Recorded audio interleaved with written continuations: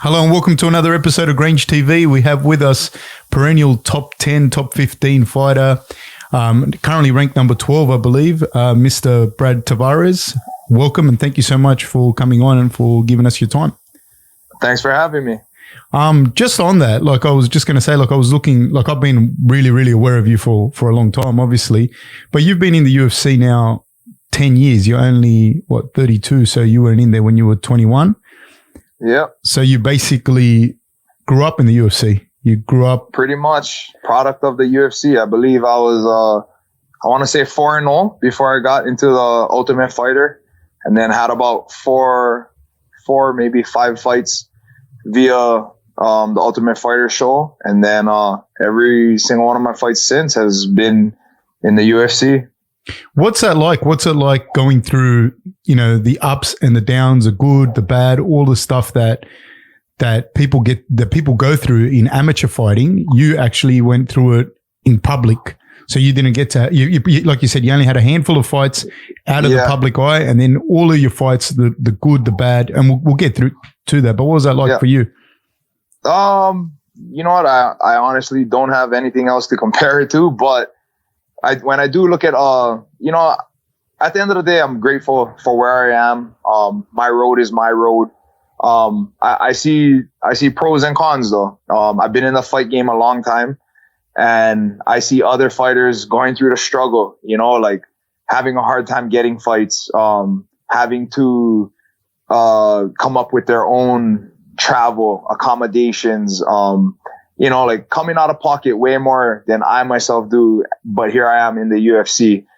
On top of that, like I said, just the pay, like you cannot beat UFC's pay. There's some other promotions out there, Bellator, PFL, that come close, but I think at the end of the day, everybody wants to be in the UFC. And your first fight in the UFC versus your first fight in, like an LFA or, something similar, a regional show looks completely different. So, I think you can, as a fighter, you can get by and survive in the UFC, even starting out. Whereas I feel like majority of, if not all of these fighters starting out in a smaller promotions, have to work a job to, support themselves. So yeah, there's, like I said, there's pros and cons, I see some other guys who have all this experience, got all of this experience outside of UFC. And when they came to the UFC, like they're already pretty polished. They have to get maybe a few fights to get comfortable with the UFC itself. But other than that, it's nothing new. They've been there before. So there's pros and cons to both ways. Because you received, as soon when you were in the UFC and you were fighting, you went on some really good runs. Like initially you were, what was that like watching people around you change? Because watching people that, or did they change? Like there's people around you when you started to become more successful and get, better results in your fights. Sorry. One other thing I was going to say. No. And did that change when you lost fights?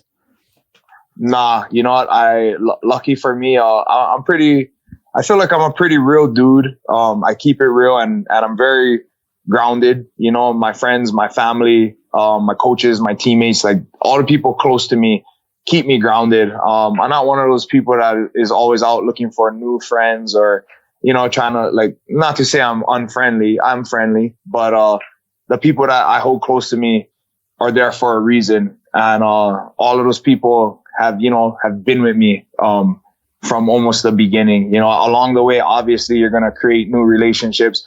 For instance, when I moved from Hawaii to Vegas, I created new relationships there, new friendships, coach student type of relationships and that type of stuff. But, all the guys around me have been there, so to me, nothing changed. I know what you mean though. I've seen it with other people where, everybody wants to be their friend when they're doing well. And then when they're not doing so well, they're not in the limelight, the spotlight, whatever it is, some of those people tend to leave the scene and, and then you have this person sitting there wondering well, what were these people really to me? But, I've been pretty fortunate.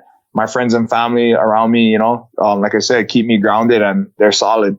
But did you have people trying to become more, closer to you during your reigns of success as you started to win? Like, did you notice that? Did you notice changes with people in that? Nah, not really. I feel like, like there's always people that are always going to try and be, you know what? Maybe it's because of how I am.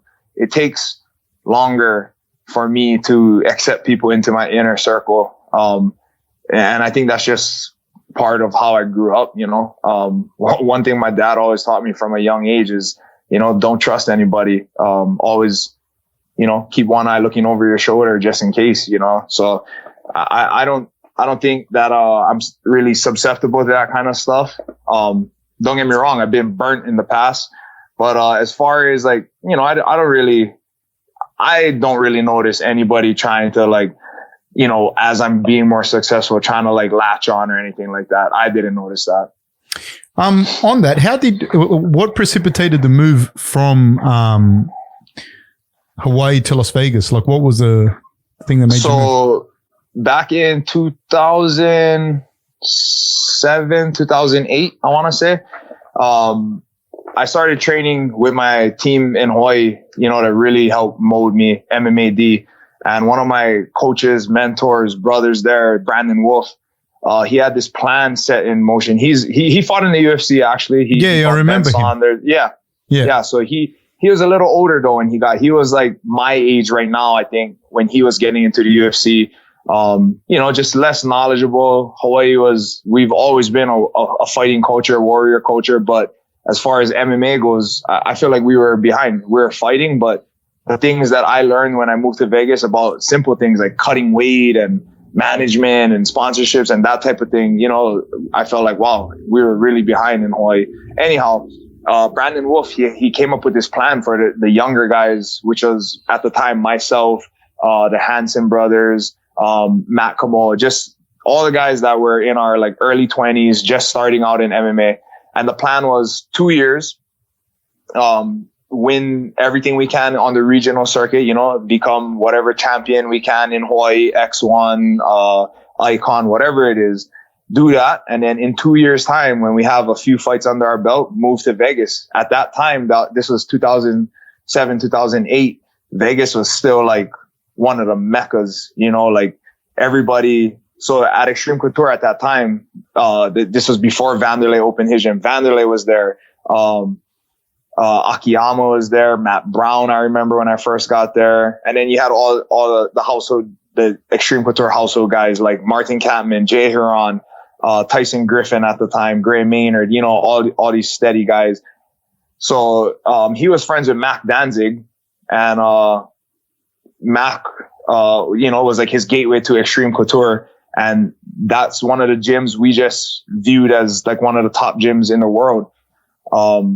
So that was his plan, like, okay, let's do this and then move to Vegas. Anyhow, 2 years almost to the date when I started training with him, a job opportunity. I used to work for Hawaiian Airlines back in Oahu.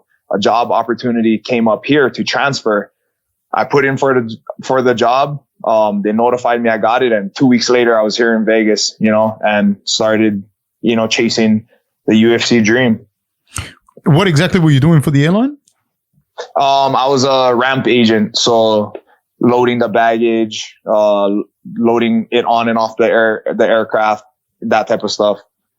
But then when I came here to Vegas, the job position was customer service. So if you can imagine me standing at a desk behind a computer. You're that guy, sir. I was that guy. Did you enjoy that?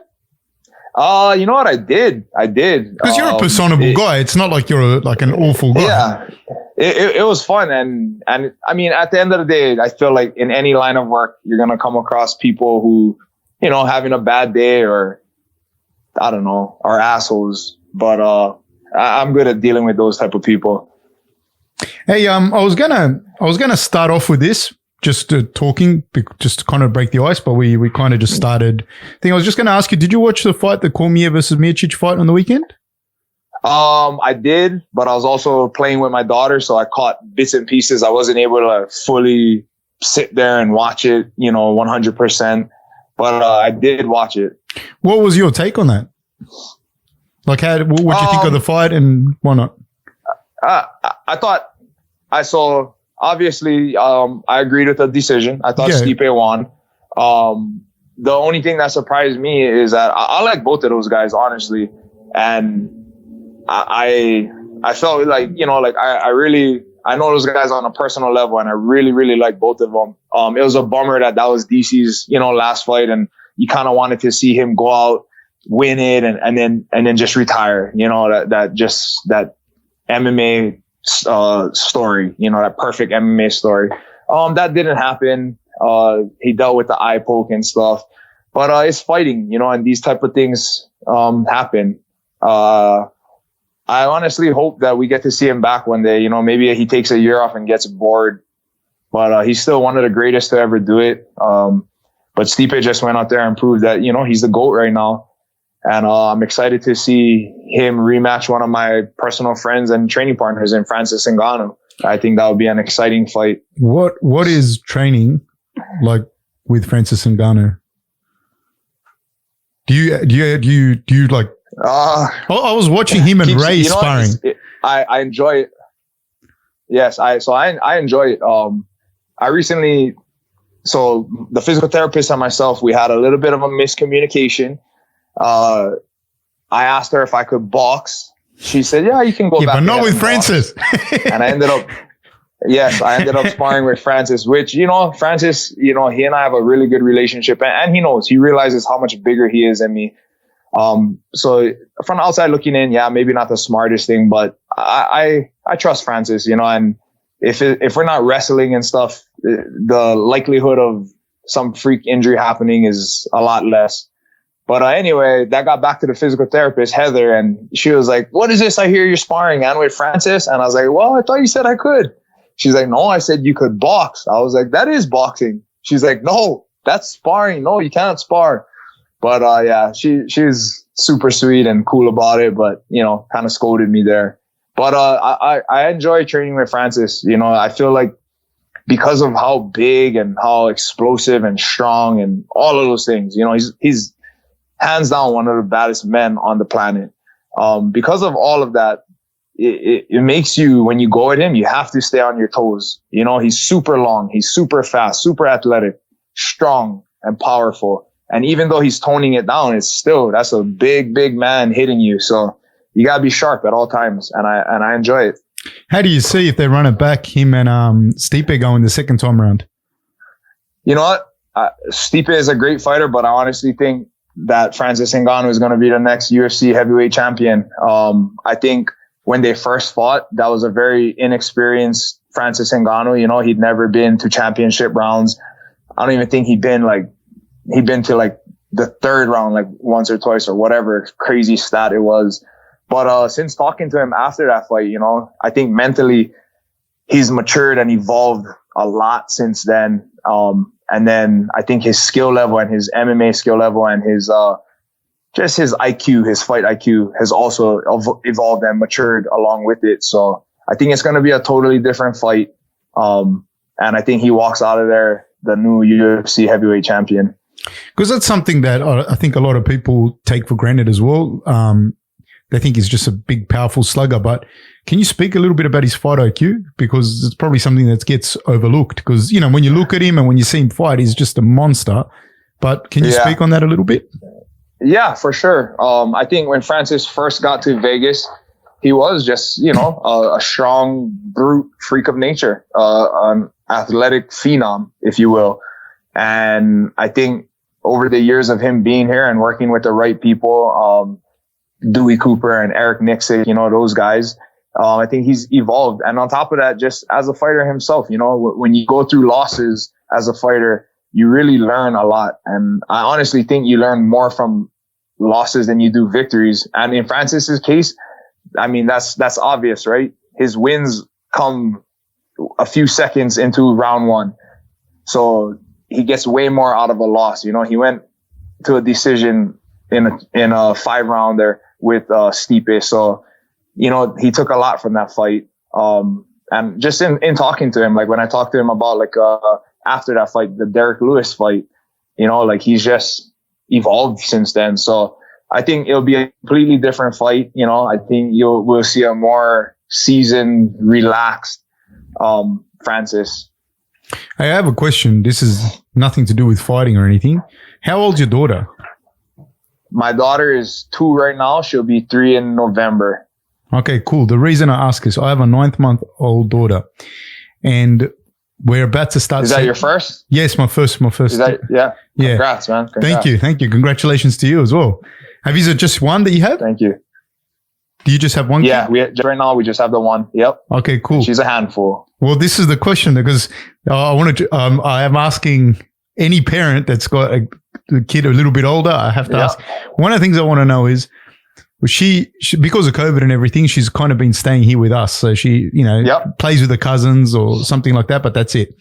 But she hasn't gone to daycare and that. When you started sending her like to daycare or kindy or anything, or she's playing with a big group of friends, did she start getting sick all the time and then get you sick? Like right now or before, you mean? No, like at an age where, when she first started mixing with a lot of kids, did she pick up colds and that? No. So, she was breastfed for completely in the first year. She was on breast milk. So, and that's like supposed to be one of the best things, whatever. I'm a new parent. I don't know these things, but whatever. We'll take your word for it, doctors and Google. Yeah. The one thing I noticed is that while she was on the breast milk, she never got sick. And shortly after, like a year old, when we started transitioning to like, food and formula and that type of stuff, that was when I noticed she got her first cold. But we've been pretty fortunate that, you know what? Honestly, I think one time we took her to this, like a birthday party. She was a bit younger. She was around maybe not even a year old yet, but we let her crawl around in like the ball pit and stuff, which instantly we're like, oh, it's kind of like, yeah, it's kind of nasty. And, afterwards she ended up getting, a mild case of it's something common, hand, foot, and mouth. Yeah. Yes. And then after that, we were a little bit scared. Like, okay, we're gonna go easy on taking her to such like places that are so big and public and overcrowded like that. But no, we've been pretty fortunate. She hasn't, knock on wood, she hasn't gotten sick too much and hasn't gotten us sick or vice versa. Because that's the thing that scares me. Everyone's always telling me, man, she's going to get sick. She's going to get you and your wife sick and you're not going to be able to work. You're not going to And, yeah, no, we haven't dealt with anything crazy like that. Is your wife from Vegas or is she Hawaiian or? She's from Hawaii. So I'm from the Big Island. She's from Maui, but we actually met out here back in 2009 when I first moved here. Is she Polynesian? Yeah. So she's born and raised in Maui, and she came out here. She went to college, Hilo on the Big Island, and she came out here just like, I think like kind of how a lot of Hawaiians do, just looking for something new, and it's cheaper, change in scenery, and been here ever since. The reason she moved. No, go ahead. No, I was just going to say the reason I asked that is you're Polynesian, your background? Yes. Like I'm a mutt, if you will. I'm like 9 different ethnicities. And I even found out some that I didn't think I had. I did one of those, what is it called? Ancestry.com. Yeah.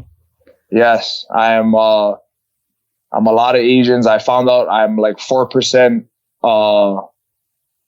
Mali, African, some random ones I didn't know. I think I had like a little bit of like, I don't know, like a few percent Scandinavian, like some weird white blood I didn't know I had. Yeah. But in general, are you is your mom or your dad, are they Samoan or are they Hawaiian from like Hawaii or Tongan or? Yeah. No. So my family is born and raised in Hawaii, rooted there. My mom's family, I should say. My real father, his family is from the Philippines and then migrated over. So my father is mostly Filipino, some other stuff. And then my mom is mixed. My grandma and my grandpa are mixed, Portuguese, bunch of Asian bloods. but yeah, my family's been in Hawaii for a long time, and most of them are still there.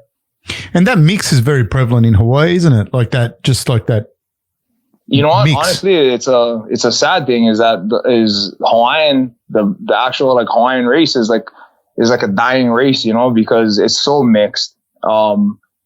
There's not a lot of like in Samoa or Tonga, you still have all of these predominantly Samoan or Tongan people, you know.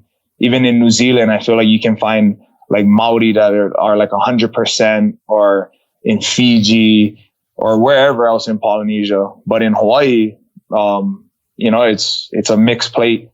There's not a lot of like full-blooded Hawaiians left anymore. Do you identify as Polynesian? Like, wouldn't yourself? It kind of depends like who I'm talking to. So if I'm talking to somebody that is like familiar with Hawaii, then we'll get straight into like, oh yeah, like, oh, where you from type of deal, and tell them. And then if it's somebody that is like, I feel like people, when they say Polynesian, the first thing they think of is like Samoans, like people from the US mainland, right? From like, so not Hawaii or not like Alaska, right? The US mainland. They just see like Samoans in movies and stuff, and they just think like, oh, you're Polynesian, like, but they think that that's Samoan. You know, they don't really fully grasp how big Polynesia is and all the different ethnicities within it. So it just kind of depends who I'm having the conversation with. Okay.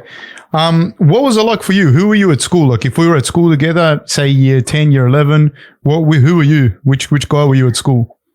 Growing up, you know, I felt like I was always the class clown. Got into a lot of trouble, but at the same time, I was always a good student, you know. And I think that was one thing that was always instilled in me from very young. You know, I had to be good at school. I could do whatever I wanted to. My mom would let me do whatever I wanted to, as long as I was getting good grades. But yeah, I got lickings. We call that in Hawaii, like getting beat up from your parents. You got lickings a lot, you know, just being rascal. And kolohe, if you will, that's what it is in Hawaiian, you know, like being rascal. But yeah, and then as I grew up, got older, in high school, I think I took it a little bit more serious because I knew like, oh, college is right around the corner.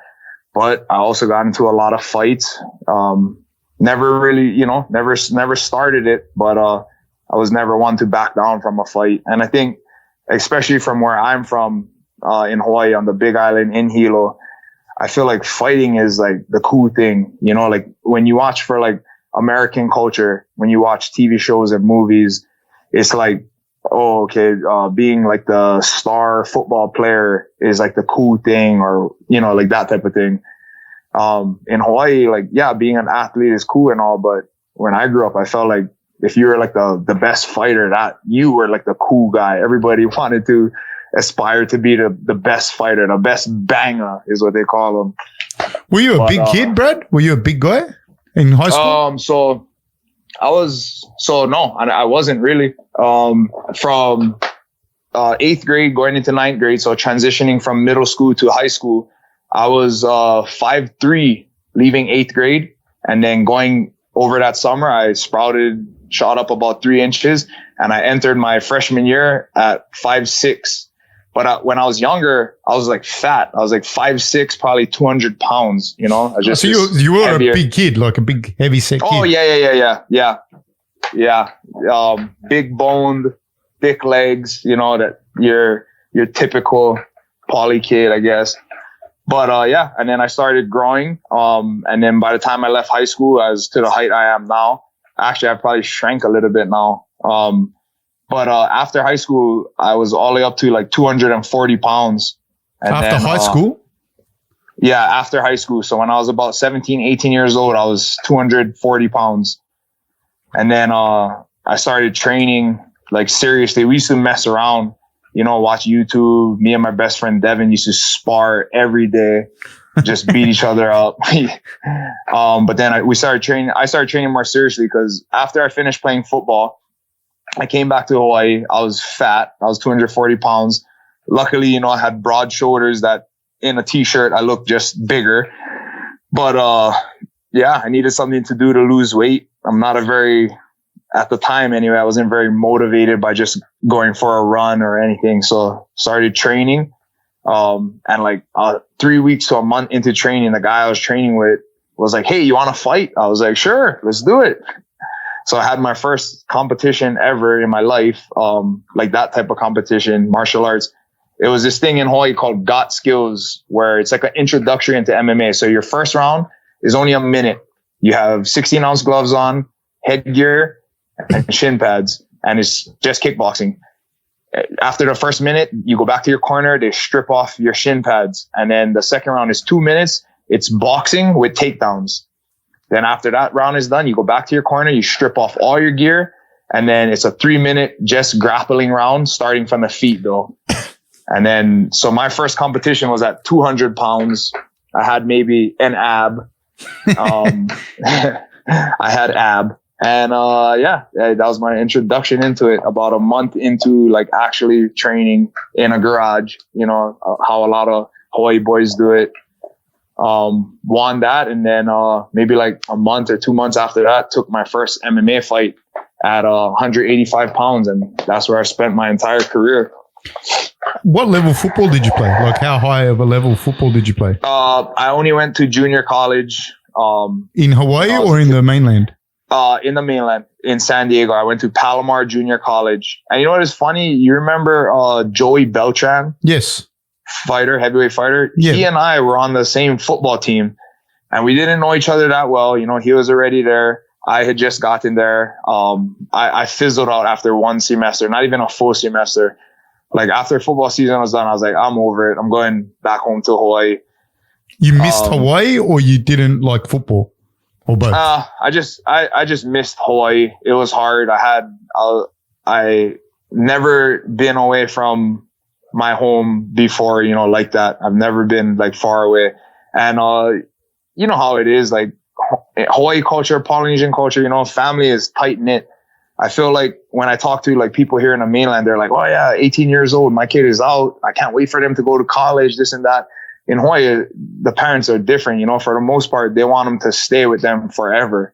And because of how expensive Hawaii is, a lot of times they do, you know, they just hand the house down to the next generation, So I got really homesick at the time, went right back to Hawaii, and then just started working, started going to community college. And then, yeah, it took me like a year, and then figured out, you know, I was good at fighting, and I would try my hand at that, and here I am now. When you went to Vegas, though, you were still relatively young. Did you feel homesick? Did you feel? No, so it was different then. So when I was in high school, so the school I'm from is a small little school on a big island. You know, our coaches, they're good coaches, but they didn't like the coaches and the counseling staff didn't like really prepare us to go to the next level, to the collegiate level. So in my head, I was like, okay, I'm going to go to, you ever heard of the Hawaii Manoa? It's on Oahu. Yeah. It's a big college. They have a football team. I was like, okay, I'm going to go to Oahu. I'm going to go walk on to this college and play football there, because I really love football. I wanted to play football. But so at this stage, you were still pursuing football? Yeah. I was 17 years old. I'm late. I'm born in December. So when I graduated, I was 17. So I was only 17 at the time. I got in touch with one of the coaches from Manoa, and he was like, okay, like, what is your combine times and scores and this and that? And I was like, combine? What's a combine? And he explained to me, and he was just real with me, you know? He was like, look, honestly, like, he's like, I sent him a tape too. I made like a highlight tape. I sent it to him. He's like, look, you look like you got skills, but I'm just going to be honest with you. There's X amount of students that are trying to do the exact same thing as you, and there's only so much slots for walk-ons, this and that. So I just have to be real with you. I don't want you to get your hopes up. I don't want you to pay to come to this school. I know this school is not cheap, so I don't want you to do that, and then it doesn't work out, and then now you're in the whole blah, blah, blah, blah, blah, blah, whatever. So then I had one of my best friends had gone to Palomar the year before me. He was a year older. And the coaches there kind of recruited me to come there. And it's a JC though, so you don't get like, you don't get like no scholarships or anything like that. So I went out there, and I didn't want to be that far away from home. I didn't want to be in the mainland. I just wanted to play football. And then my love for football didn't really match up with how much I love being home.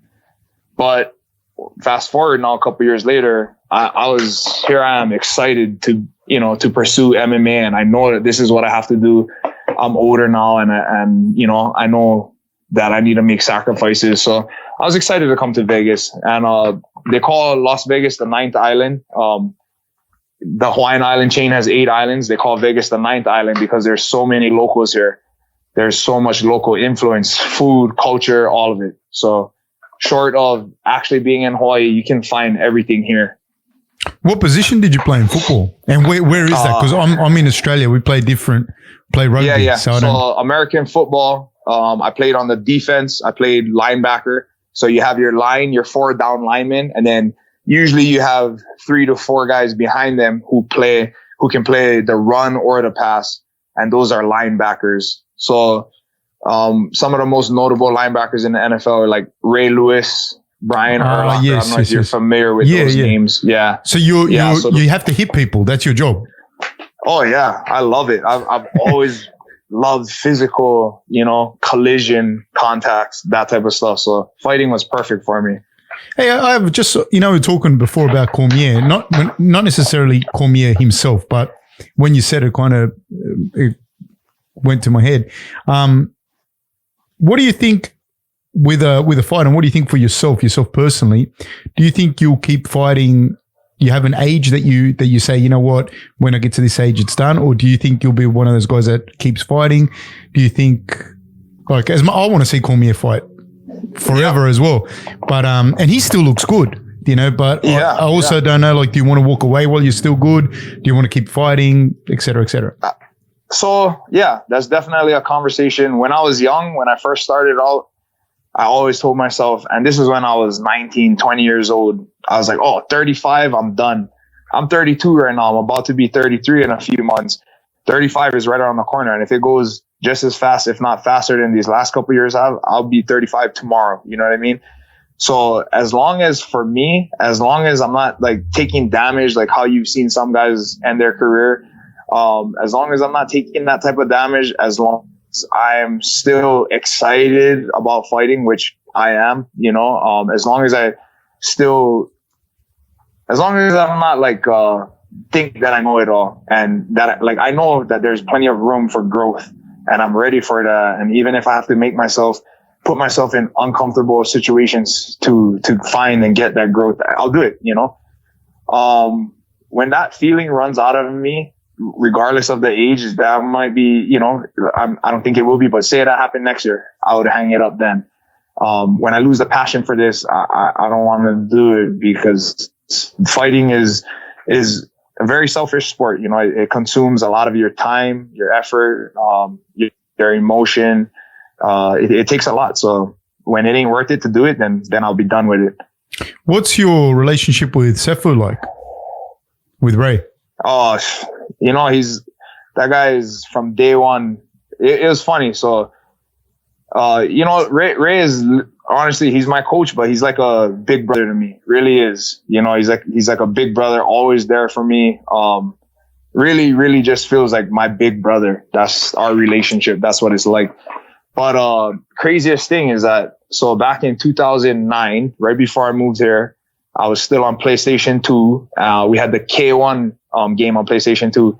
And me and my friends that used to play it would always be Ray Sefu. Ray Sefu was like our favorite fighter in the game. He just had the best combinations, the best punches.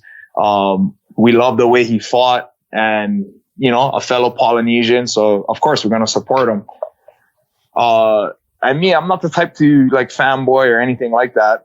So I was training at Tap Out at the time. It was a Saturday, 11 a.m. Went to sparring, and Ray Sefu shows up, and I'm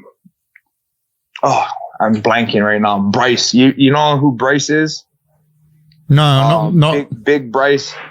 He's from New Zealand as well, and he's came out here, trained at Ray. Anyway, he came. At the time, he was like 300 pounds. This huge, freaking. I think he's like Maori, so huge Maori kid.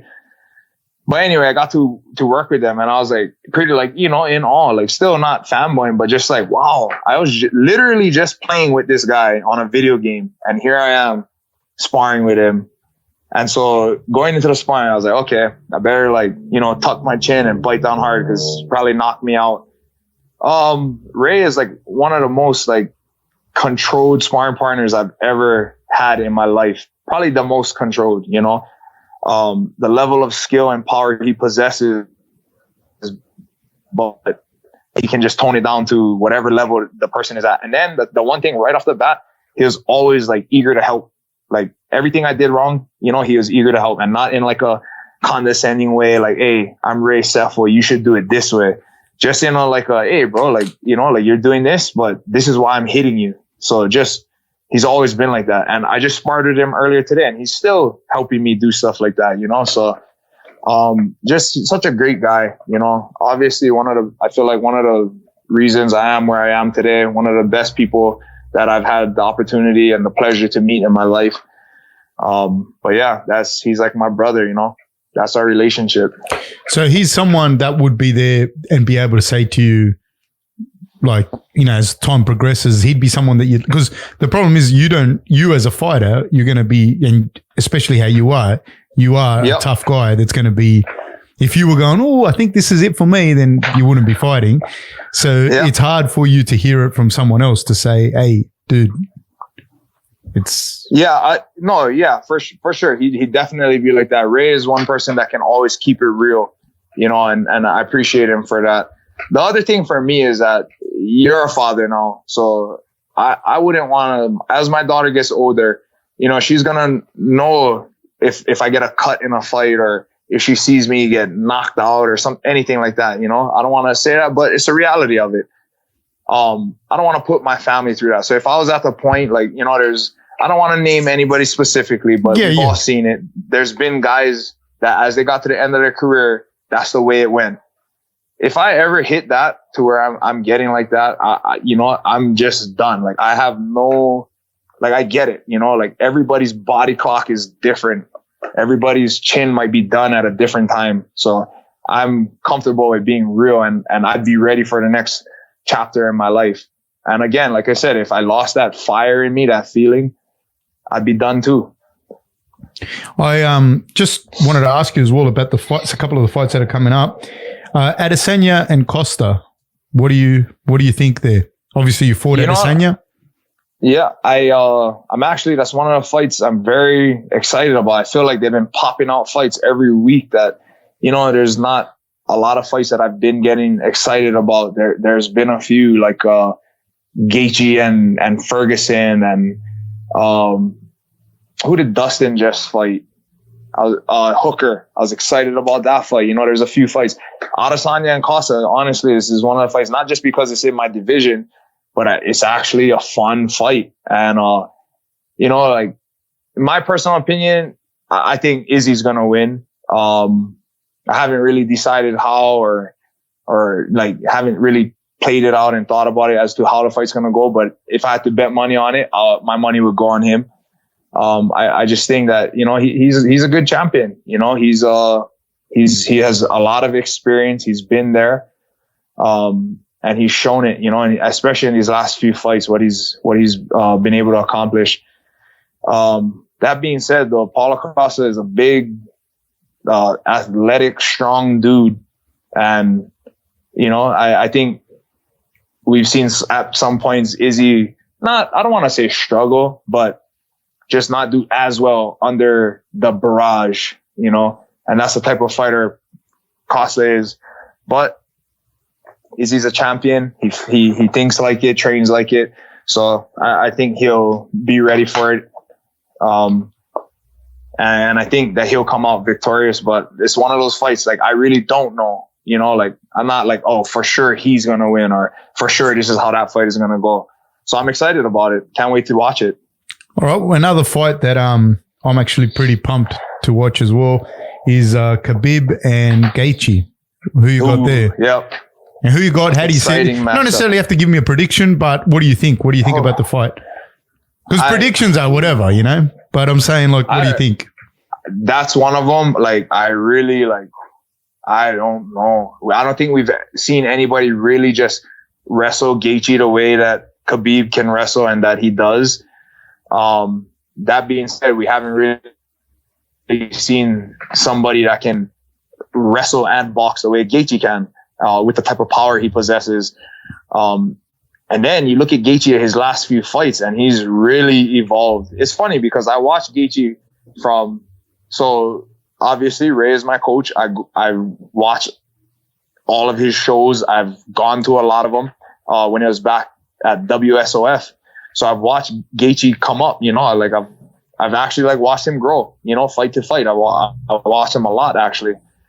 And when he first would fight, I would be like, wow, there's no way, like this type of style, like it's so fun to watch. But as he gets to the next level, there's no way that, you know, he keeps being this successful. And then he kept being that successful.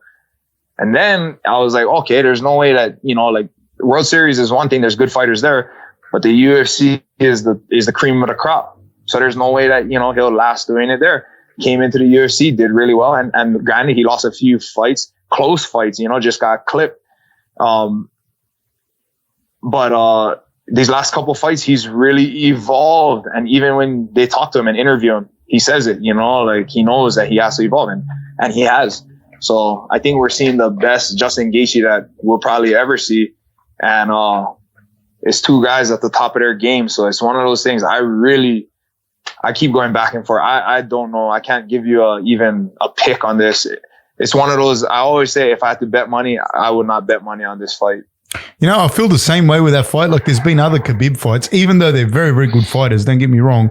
But the way they match up with Khabib, I think, man, like that person has to like kind of catch Khabib to beat him. Yeah. If not, Khabib's going to win. But this fight, I feel it different. Like I feel like it's hard to, I don't know if he can wrestle someone like Gaethje for 5 rounds without, you know what I mean, with everything that's going to happen. Taking any damage, yeah. Yeah, I think he definitely will take Gaethje down. I think he'll even keep him down for a period of time, if not a round. But there's always that, to get to that point, you have to get through his weapons. You know what I mean? And the way Gaethje swings and hits, and you know, and he also has that wrestling background. So it's not just a striker versus a wrestler. It's not like Khabib versus Conor. You know, you have somebody in Justin Gaethje who can strike but can also wrestle, who's been fighting MMA for a long time. So it's just one of those things. Like I know that I'll keep going back and forth, and even, you know, even up to the fight, I'm sure I won't have picked a winner in my mind. Yeah, I think that is definitely a fight I'm excited for. The thing that throws me off with Gaethje as well is like I've met him in real life. I've spoken to him, and he's like a really, really nice guy. But in the cage, he's like crazy. Like there's like X Factor crazy. You know what I mean? Like when you're watching him fight, like you know, and then he does a big backflip off the top of the cage. Yeah. I don't know, man. This fight, I wouldn't be able to pick it either. I'm actually really, really keen. Like, I can't wait for that fight. There's not a lot of them like that for me. Yeah, no, I agree. And I feel the same way. And that's a cool thing about these types of fights, you know, to get you excited like that. You know, it feels good to be excited like that about a fight. And there's not a lot of, like you're actually genuinely pumped and drawn to the fight. Like it's not a lot of the trash talk or a lot of the stuff, which you know, can happen, whatever. Yeah, it's just like the fight. Everyone wants to see the actual fight. And because it's two fighters at the top of their game and nobody has a clear cut way of how it's gonna go, you know. So that's the great thing about this. I like it even better that there has to be no trash talking leading up, no build up. There's nobody, you know, being real gimmicky. It's just a real solid fight that both hardcore and casual MMA fans can be excited about. That's one of those fights as well. I think anyone can watch that. Like you could get my mum and say, well, my mum doesn't like fighting, but you know what I mean? Like I'll get my mum and say, Mum, look at these two dudes. They're going to fight and it's high level and they're both going to bring it. And you can, like, you don't have to be an expert to watch it. You know what I mean? Like it's, Khabib, when he's on top, he's beating the shit out of you. You know that guy on top is winning. It's not like you look and go, well, I don't know who's winning that. You know, if it's two like jiu-jitsu guys, sometimes you don't, unless you know what's going on, you can't tell. So anyone can watch it. On you're out with an ACL injury. You were meant to fight Antonio Carlos. Am I correct? Yeah. Yes. Correct, you got any links? Anything you might be fighting? Anyone who you might be fighting? How's your ACL rehab coming along? So, ACL rehab is coming along great. I'm very close, weeks close to maybe less. No, I would say like a week or 2 weeks.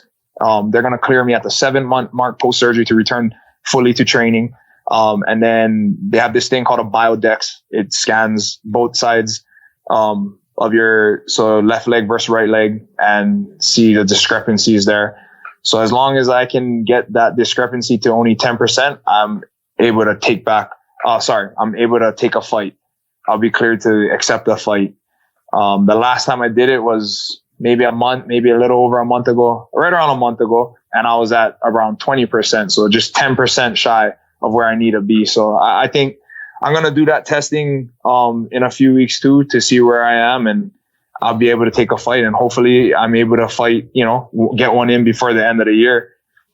Is there anyone you want? Nobody, I at this point, like, I don't have any bad blood with anybody. I really don't care. I'm just excited to get back in there.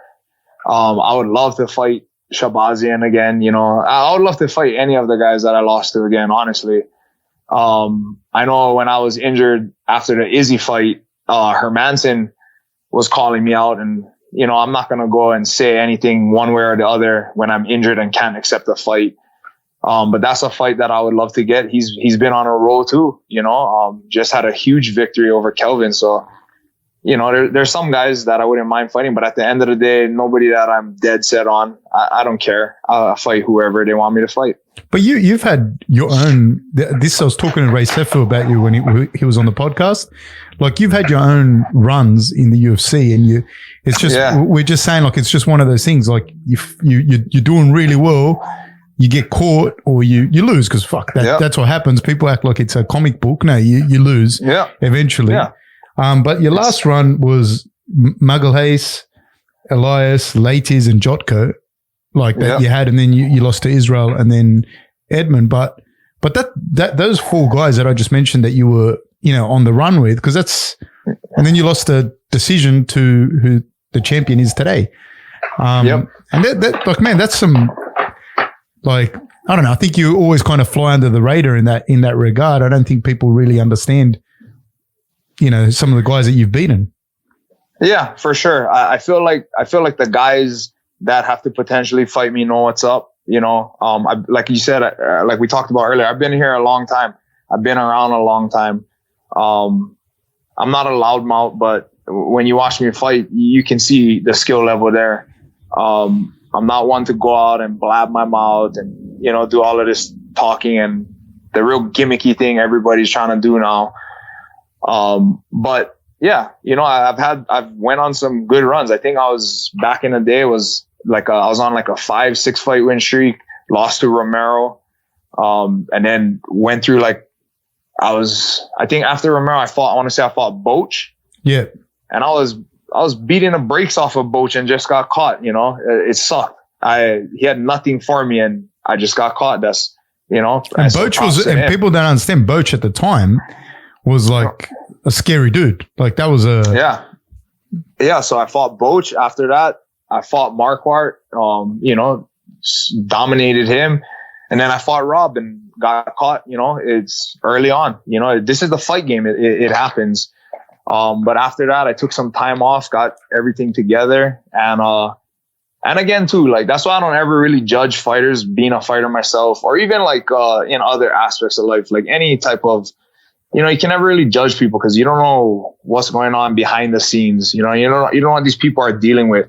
You know, they might be dealing with loss of somebody or any type of personal crap, and you don't know. And especially for fighters, it takes a lot. You know, it's physically, mentally, emotionally. You have to be on the top of your game when it comes to fighting. I think fighting is probably one of the hardest things, if not like the hardest thing to do in the world. And don't get me wrong, I love it. You know, I love it. I've been doing it for so long.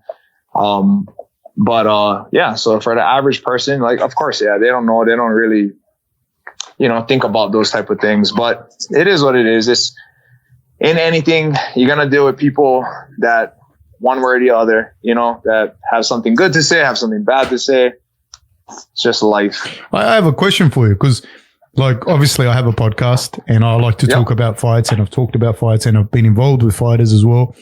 And one of the things that like sometimes I can't watch a fight, like say at the pub, like at a bar or something. I cannot do it. I can't because people start, and I just think, fucking leave me alone, please. But sometimes people go, because, you know, now you see the analysts, right? You see there's heaps of analysts and everything, and they always go like, you know, he threw the left hook and then what Brad did was come under, and if he had done this like a second earlier, and then people repeat it, you know? And I think, like, dude, do you understand, like, you're watching, that's cool, the analyst does it and he explains it to people so my mum understands it, but do you understand, like, all the stuff that you said, like, you don't even know if the guy walked in with a broken fucking foot. You don't know that. Yeah. And 9 times out of 10, the fighter's not going to say anything because everyone's saying make an excuse.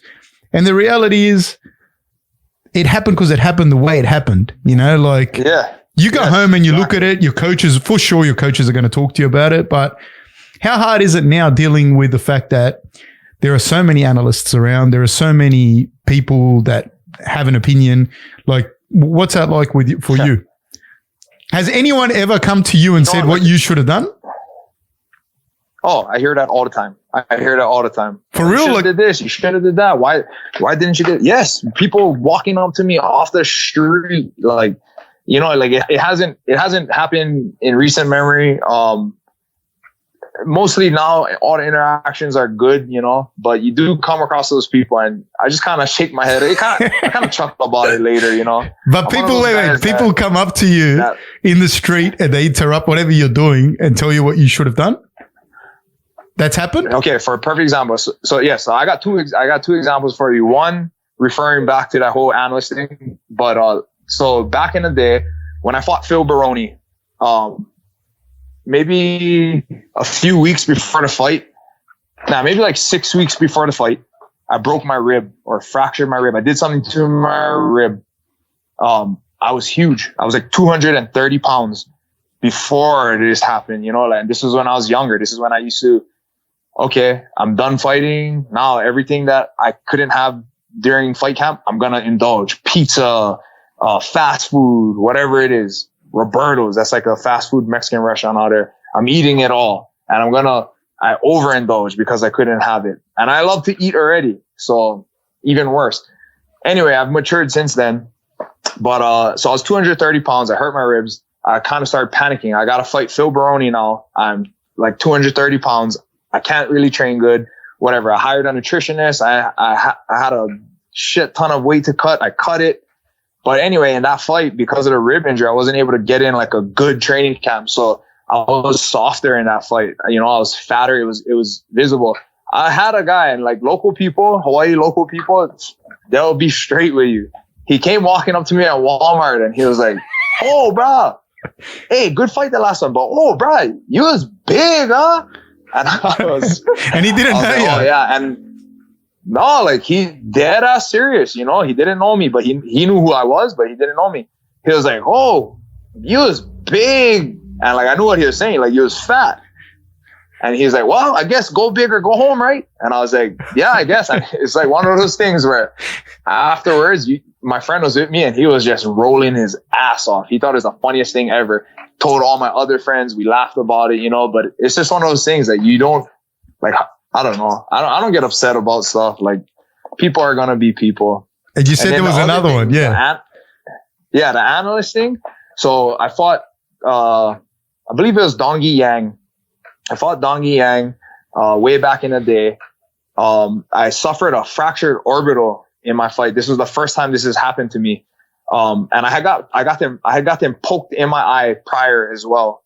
So that's all I thought it was. I didn't know, like, with fractured orbitals, you can get blurred vision, that type of stuff. And it didn't help that I got poked in my eye either. But anyway, this is the first time in my career that I had to deal with seeing two of one person, which is a very scary thing because it's hard to judge distance. It's hard to judge how far a punch is coming from and that type of stuff, how far this guy is, you know, that type of thing. But anyway, in the fight, the only way for my eye to, like, reset for a split second was if I, like, flicked it. If I flicked it for that split second, I saw one person and then it slowly went back to two. So in the fight, I kept touching it, and I remember the analyst commenting, and I don't remember who it was, maybe Kenny Florian or somebody, kept saying, like, oh, you know, Brad is, like, really keeps touching his eye here, and he shouldn't touch his eye because he's giving it away that his eye is bothering him. And this is after a fight. And I was thinking in my head, like, dude, the whole reason, like, why I'm doing that is because that's only in that split second does my vision come normal right when I flick my eye, and I can tell exactly how far this person is away from me. You know, imagine dealing with that in a fight. Like, you got to dodge punches, and you think a punch is this far away and you're out enough, but realistically it's not, you know, like, you're seeing the blurred part of it. So it's just one of those things, you know, people are going to say whatever. That's cool, man. I really like the guy that came up to your Walmart. Good on him. What a fucking champion. I'd love to see him. Yeah, go bigger, go home. I'd love to see him in his everyday life. I was going to ask you something else. You like spearfishing, eh? Spearfishing, yes. Yes, love it. Do you do spearfishing in Vegas? Yes, I do. There's a river out here, Colorado River. It's technically in Arizona, so we drive out there, take the boat up to the dam and float our way down and shoot striped bass. Oh, yeah? So it's not as fun as it is in Hawaii, but it's, you know, it's when you love something, you're going to do some version of it. So there's good fish there too, because I was in Hawaii for a little bit, and I was in Hawaii, but I was in Vegas as well. And somebody said to me, "No, you can go spearfishing here," and I didn't take my gear, you know. But what's spearfishing like in Hawaii? Oh, spearfishing is like, where are you right now? Australia? Yeah, I'm going to go spearfishing now. I'm in Australia. I'm going now in the next. As soon as we hang up, I'm going to go. It's similar. It's similar, you know, like the reefs, I would say, are similar. I think spearfishing in Australia is probably a lot scarier. You guys got to deal with great whites, bull sharks, box jellyfish. We don't have that much predators in Hawaii. We have eels, some sharks, you know, that type of stuff. But you don't have great whites? Yeah. They've shown up in Hawaii, but knock on wood, I've never ever come across a great white. Luckily, I've seen videos of people coming across huge 14-foot tiger sharks, Galapagos, you know, and aggressive sharks. There's shark bites in Hawaii. Yeah. It happens. Divers get bit. But luckily for me, knock on wood, I haven't come across any of those massive sharks that really just scare you. The sharks I've all come across have been like, you know, like 6-7 foot. You're about the same size as them. You look really big with your fins and your gun. So they don't really mess with you. They're just trying to eat. Did they take the fish off you? Have they ever taken the fish off you? Yeah, it's happened. We've swam in, like I do a lot of shore dives. And so we swim out to the reef, we dive, swim back in, and I've got them back to the shore, and we call it like the stringer. We call it a kui. And the kui has just had the heads of fish on it. You know, like the body has been bitten off. And when you're swimming back in, you're dealing with the whitewash. Yeah, in the pool. So if something tugs on your buoy, you're just like, okay, that's just a wave. But then you get back in, and then you only have the heads of fish on your kui. And you're like, oh, okay, that was a shark tugging my kui, my float. And so in Vegas, when you're in the river, are there any predators? Oh, did we freeze? Yeah, you froze. Am I freezing too? I think we froze. Can you hear me? I can hear you. Can you hear me? Hello? Hello, can you hear me? Hello? What happened there? There we go. You can hear me now? Can you hear me now? Yeah, I can hear you. Can you hear me? Yeah, I can hear you now. It froze for a little bit. Yes, I can. Okay, awesome. Now, I was just going to say, when you're in Vegas, in the Colorado River there, in Arizona, are there predators, anything in the water? No. There's nothing but extremely cold water. The water temperature is like, I don't know what it is Celsius, but it's like, I would say like mid to low 50s Fahrenheit. It just sounds fucking cold. It's pretty cold. Here it's cold if the sun's not out. You know what I mean? So that sounds cold to me, whatever that is. Yeah. So in Hawaii, the water temperature is like in the 70s in Fahrenheit. So 20-degree difference, here in Vegas in fresh, freezing cold water. But no predators, nothing that you have to worry about other than other boaters. There's boats around, and not a lot of people diving, so they're not used to looking for the buoy in that. Yes, buoys and flags and stuff. In Hawaii, I mean, granted, people have gotten run over in Hawaii, but people know, like, okay, if we're close to shore, there might be divers in the water. They know the spots people dive, so they look out for them more. Okay. And is it relatively easy to catch in the river, or is it harder compared to the ocean? I've never gone in a river. I think it's much easier. I noticed over the last few years, the fish have gotten a little bit smarter. I think because we're out there so much, there's more people doing it. Obviously, they're evolving. When I first started spearfishing, we disconnected again. Did we? Because I can hear you clearly. You can't hear me? Hello?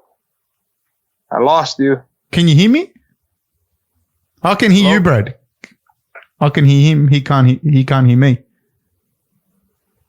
Hello? Okay, I'm back. Yeah, can you hear me now? I can hear you, but you can't hear me, eh? Yeah. Now I can hear you. It keeps freezing. I don't know what's going on.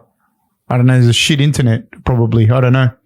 But sorry, you were just going to say? Yeah, so I think I think like when I first started diving out here a couple of years back, I feel like the fish were used to seeing us, so they're a little bit more curious. I think now they're getting a little bit more keen to what we're doing. They're evolving. They're being smarter, so they're a little harder to shoot now. But I think it's harder to dive in Hawaii. You have to work harder for much smaller fish. But I love diving in Hawaii. I miss it, I think that's, besides my family that's back in Hawaii, I think that's what I miss the most is the ocean. Yeah, that's my wife and I, we were talking about moving to the US, and we had an opportunity to, and it was to move to Vegas. And we would just miss the ocean. Like, I don't know, like when you're here, like, because I live 100 meters from the ocean, which is 300 feet. Yeah. And so you can walk there. Yeah. I'm going to literally leave here and go into the ocean after this to see if I can catch something. But what time is it there now? It's almost 1 p.m. Okay. So it's perfect. You know what I mean? Like, it's not a perfect time to go, but fuck, it's a better time than not going. You know what I mean? Yeah. So I'll just miss the water, but I can't imagine being from Hawaii, because that's a beautiful place, and just how much you would miss home. Do you think you'll move back to Hawaii later? That was always the plan, that I was going to move back home. But just like, now that I have a family to think about, it's up in the air now, because living here in Vegas, I can give my family a better life, like, I'm granted, like, I won't always be fighting, but, the life I live now affords me a lot of time with my daughter. I can spend so much time with her. My schedule is super open. I get a lot of quality time with her. Whereas up in Hawaii, my mom and my dad had, your typical 9 to 5, longer than that. So there wasn't a lot of, like, don't get me wrong, I love my life. We grew up good. I spent a lot of time with my family, but obviously when I look at it, I realize, like, okay, they had to work a lot more, and I'm sure they wanted to spend more time with us, with me or whatever, doing nothing maybe, but that's just not the reality of it. Hawaii is expensive.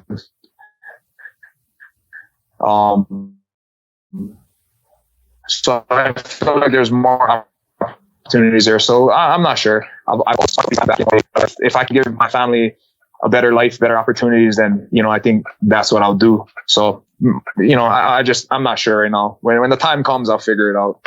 Awesome. Brad, thank you so much for coming on, man. Thank you for having me. Where can people reach you? What's some of the projects you're working on? And no projects. If you guys ever want to, follow me, support, I'm on Instagram, at Brad Tavares 808. I'm on Twitter at Brad Tavares. That's about it. I'm not I try to talk to and reply to everybody, but I'm one of those guys. I'm not that great with social media. I'm not always on it. There's other things I'd rather be doing. So, but I do try to, everybody that messages and reaches out and comments and stuff, I try to get back to everybody, all in due time. All right. Awesome. Okay, Brad, thank you so much, man. And thank you for the time. And best of luck with the ACL. We will all be cheering for you here for sure. So thank you. Well, good luck. Good luck when you go diving out there. Be safe. And if you catch anything, I would love to see your catch. Send me, DM me the pics. I would love to see what kind of fish you guys are catching. I will, but I more than likely won't catch anything today because I'm not the best. But I gotta will be positive. No, you know who I go sometimes with. He used to fight in the UFC. He fought a Hawaiian kid. He fought Lewis Smolka. But a friend of mine fought Lewis Smolka. His name's Richie Vass. He's a big wave surfer. And he's I've heard the name. I've heard the name. He goes diving. He goes diving with me, but he's nice. I'm pretty sure he's missing fucking something in his DNA. When I go with him, he catches good stuff. So then I for sure will put you up. I'll DM you. But today, if I catch something, it won't be worth DMing anyone, man. I'm not going to embarrass you or embarrass me. I just want to see what kind of fish you guys are catching. If it's similar, what is it?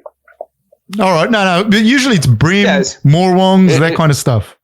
Yeah. It's not even so in Hawaii, some of my favorite fish to shoot are only the size of my palm, maybe even smaller. And I shoot it with a 3-prong pole spear. Yeah. Yeah. That's not an option to me, Brad. That would be a good day for me.